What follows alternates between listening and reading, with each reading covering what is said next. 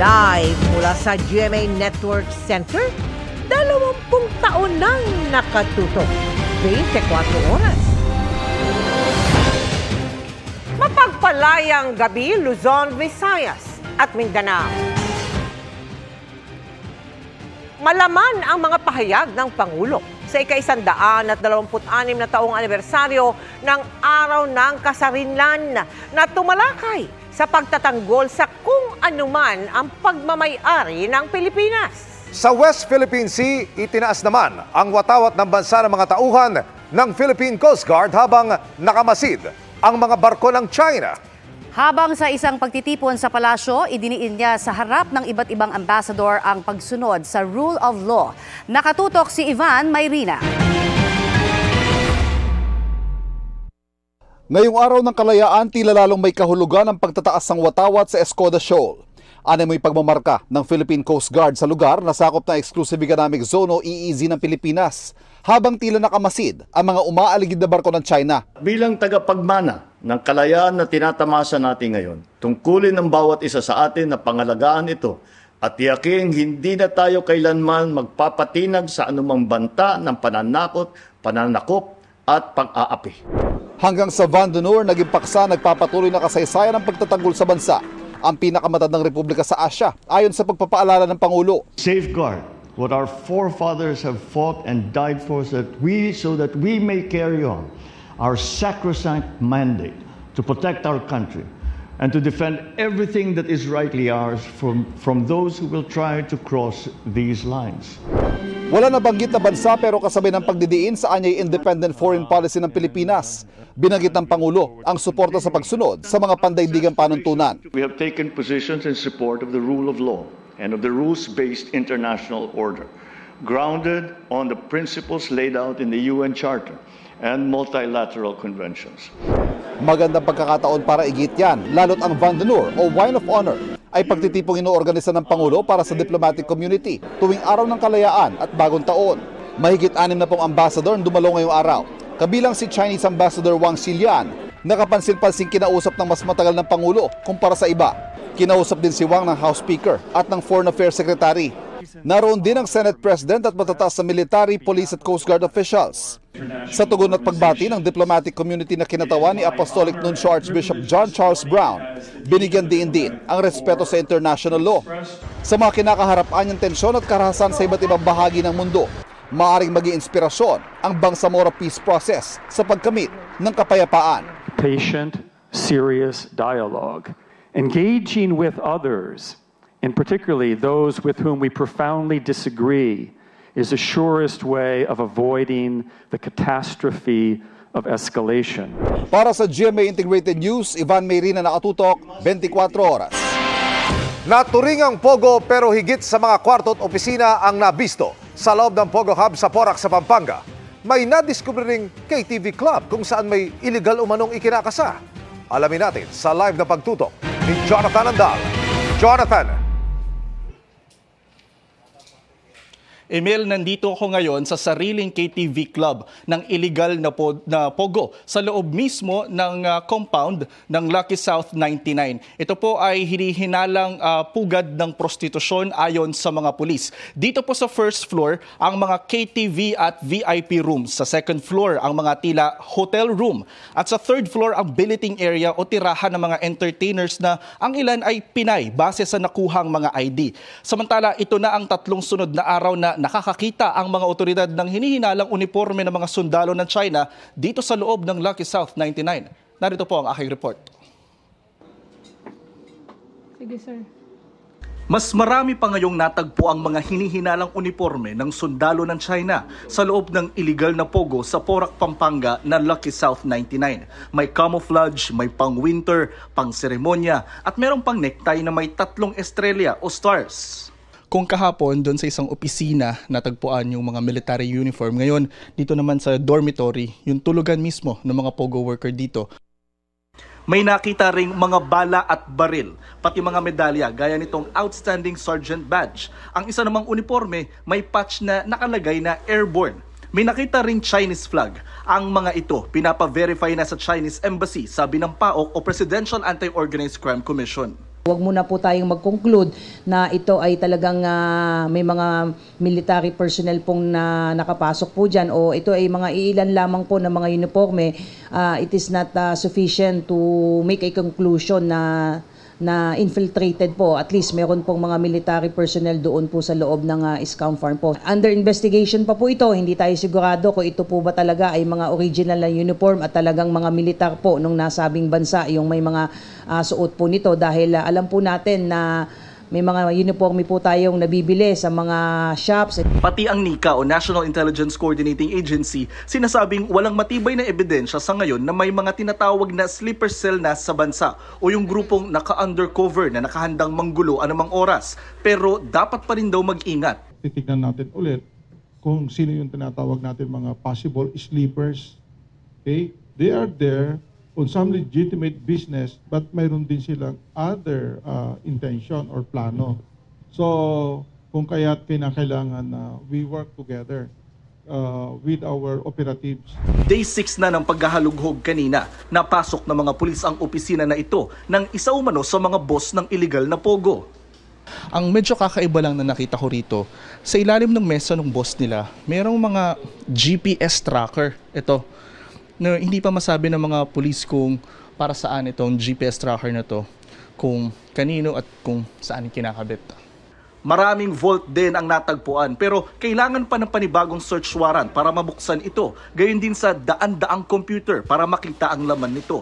Samantala, inilabas na ng mga pulis ang mga naiwang pagkain sa mga restaurant, grocery at sa iba pang gusali rito. Idodonate daw ito sa barangay kaysa raw mabulok lang dito. Pinapayagan naman ito ng korte ayon sa PAOK dahil perishable goods ito. Sabi ng PAOK mahigit 300 pa ang illegal na pogo sa bansa. Duda sila na hindi ito napapansin ng mga lokal na pamahalaan. Ang POGO operation kasi ma'am, ang hirap itago eh.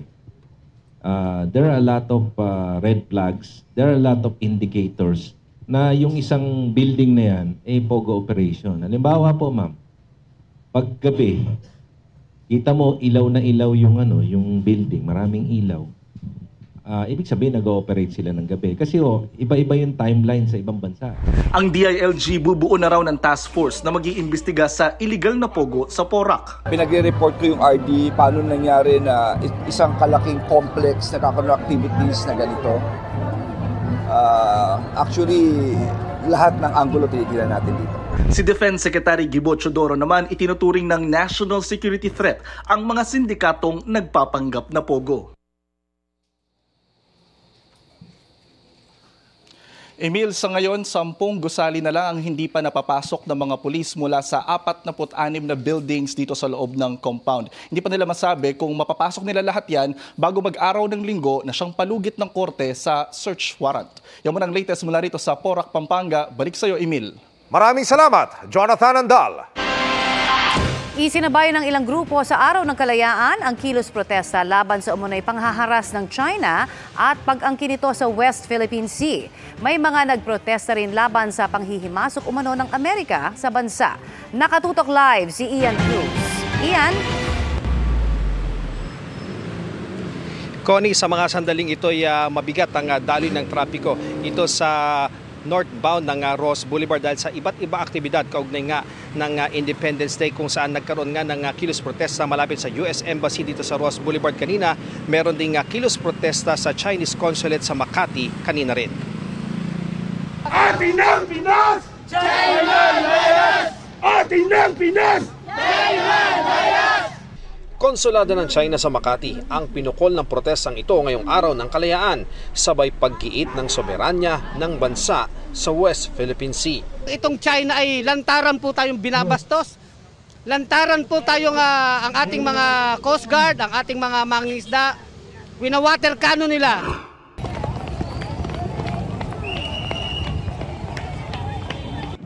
Ang US Embassy rin tinangkang sugurin ng hiwalay na mga grupo sa Maynila. Pero sinalubong na sila ng mga pulis sa Museong Pambata. Habang ang mga bumbero naglabas na ng hose ng tubig. Ilang kabataan pa ang humabol sa mga nagtipon nilang kasama. Dumaan sa Center Island kaya di napigil ng mga pulis. Tulad ng isang ito na hinawakan ng isang pulis pero nakahulagpos.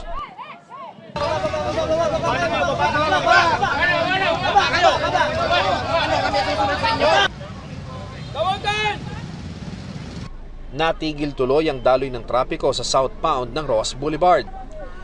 Dahil walang permit ang rally, may mga nakahandang posas ang mga pulis na nasa barikada.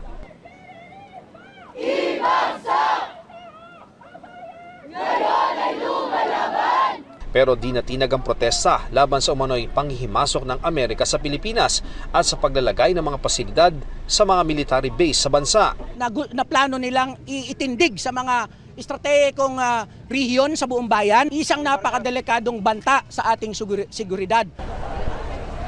Nag-disperse din sila bago mag-alas 11 ng umaga, kaya nadaanan na ng mga sasakyan ng Ross Boulevard southbound. Nakita natin naging mapayapa naman yung ating kilos protesta dito. At mapapansin natin nandito yung ating sapat na bilang ng ating hanay. Ngayong hapon, habang nakaharap sa Manila Bay, ipinagdasal ng mga pari, madre at mga parishioners ng Maynila ang kapayapaan sa bansa, pati na sa ating mga dagat lalo na sa West Philippine Sea. Nagprosesyon sila mula sa Baywalk pa Ross Boulevard at matatapos sa Malate Church para sa isang misa. Ang prosesyon at pagpapatunog ng kampana, pagpukaw raw sa nasyonalismo ng mga Pilipino. Connie, isang misa nga ang patuloy na isinasagawa ngayon sa Malate Church para ipagdasal ang soberanya at kapakanan ng ating bansa. Balik sa iyo, Connie. Maraming salamat, Ian Cruz. Nauwi naman sa bulan ng pag-aresto sa 2 kilabot umanong gun runner sa Lanao del Sur ang nabistong iligal na bentahan ng matataas na kalibre ng armas sa aking eksklusibong pagtutok. Pawang mga naka-full battle gear ang team ng CIDG na mag-ooperate dahil ang huhuligin mga umano'y kilabot na gun runner sa Lanao del Sur. At papalapit pa lang sa target area, namataan agad ng mga pulis ang mga nagkalat na lookout daw ng grupo. Pag-abanti pa ng sasakyan, naispatan na ng mga pulis ang nagbebenta ng mga armas. Ito na ang mga sumunod na tagpo.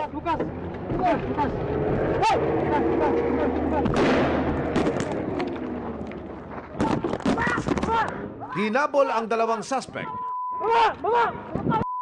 na pumwesto sa magkahiwalay na lugar. Ang isa nagtangka para tumakas. Dapa agad. Kamay!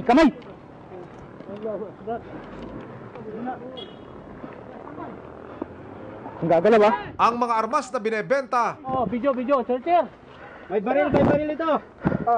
Inulog niya dito. Sinubok pa raw itago ng mabulilyaso ang deal. May pistol ito. Nahulog yan. Hanapin ito. Dito.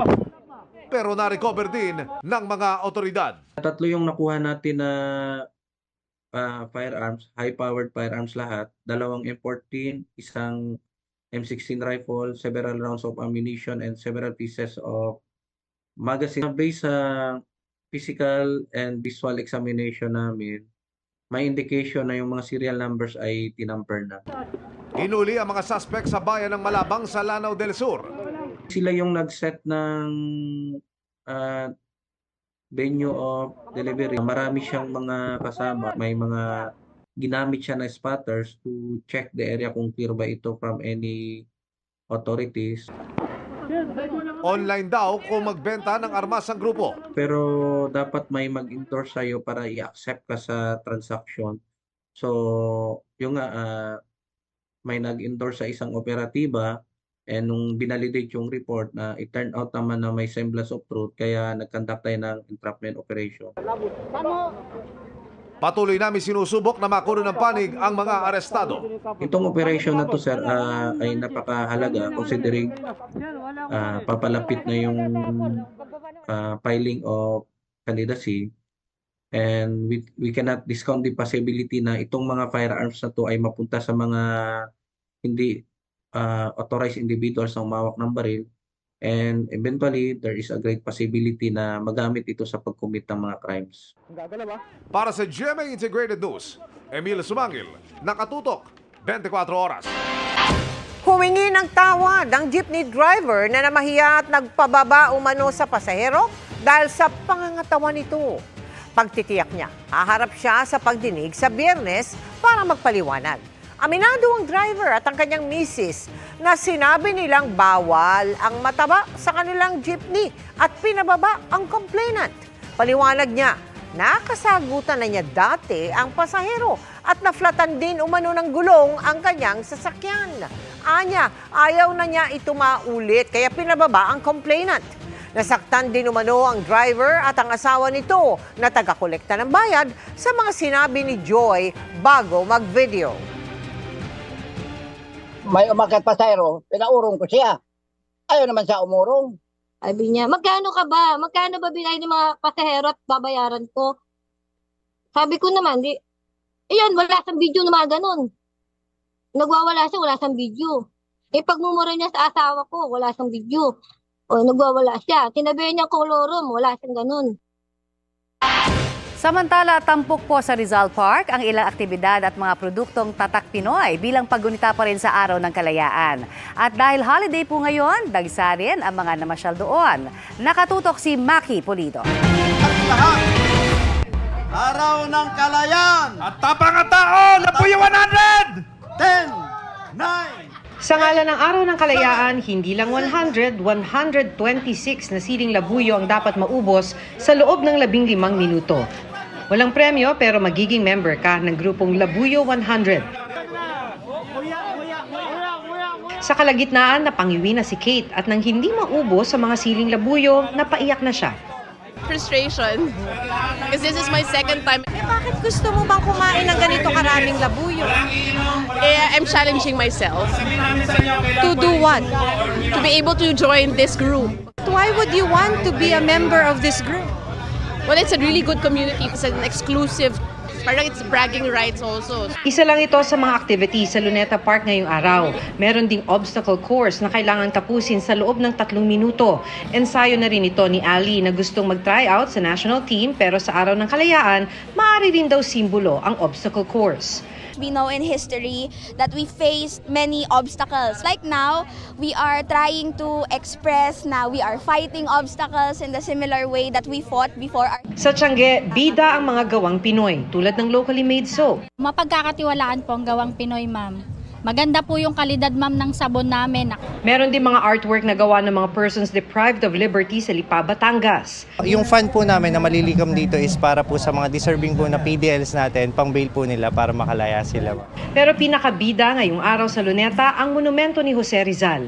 Maraming nagpa-picture, taga-probinsya man o ibang bansa. Pero ang balikbayang si Romel, sumaludo. 13 years old pa lang si Romel nang mag-migrate sa Amerika. He's my hero. He's our hero, so everybody should salute him, di ba? You know, just pay our respect kasi they sacrifice themselves. Pilipino tayo eh. We have to be proud. Parte rin ng pagdiriwang ng Kalayaan 2024 ang Cine Classics sa Quirino Grandstand na libreng mapapanood ang ilang pelikula tungkol sa mga bayaning Pilipino. Para sa GMA Integrated News, Maki Pulido nakatutok, 24 oras. Happy Independence Day, chikahan mga kapuso! Umani ng positive feedback sa mga manonood at celebrities ang latest movie collab ng GMA Pictures at Viva Films na Playtime. Napapanood na yan sa mga sinehan simula ngayong araw. Makichika kay Nelson Canlas. Star-studded ang premiere night ng pelikulang Playtime mula sa GMA Pictures at Viva Films kagabi. Present ang mga bidang sina Sanya Lopez, Colleen Garcia, Faye Lorenzo at Sian Lim. Nagpakita rin ng suporta ang ilang GMA executives sa pangunguna ni EVP ng GMA Pictures at FVP ng GMA Public Affairs na si Nessa Valdelion. Hopefully, people watch it with their barkadas and they enjoy like the way they were screaming inside the theater kanina. Paglabas ng sinehan, puro positive din ang feedback sa pelikula ng mga dumalong celebrity. It's different. Ay, grabe, amazing. In one word, adventurous. I'm super proud of all of them. They did really, really well. Ilang beses kong gustong patayin si Lucas. Congratulations! Excited na ako. Balita ako madugo daw to. So, let's go! I'm very excited to be here supporting ang aming Emre na si Direk Mark Reyes and of course ang aking nanay na si Sanya Lopez. Ikinatuwa naman ng mga bida ang kinalabasan ng premiere night, kaya umaasa silang magugustuhan din ito ng ibang manonood, lalo't showing na simula ngayong araw ang Playtime sa mga sinihan sa buong bansa. We're very excited. Sobra. Gusto namin maramdaman nyo yung gano'n yung hingal namin doon habang ginagawa. Thank you so much. I hope you guys can support Playtime. We're very excited na makita nyo ang madugong pelikula na to. Sana suportahan nyo kasi napakaganda nito. Pinaghirapan namin tong lahat. I feel so proud after watching yung mga kasama ko dito sa pelikula to. Proud na proud ako sa kabuuhan ng pelikula. Nelson Canlas, updated sa Showbiz Happenings.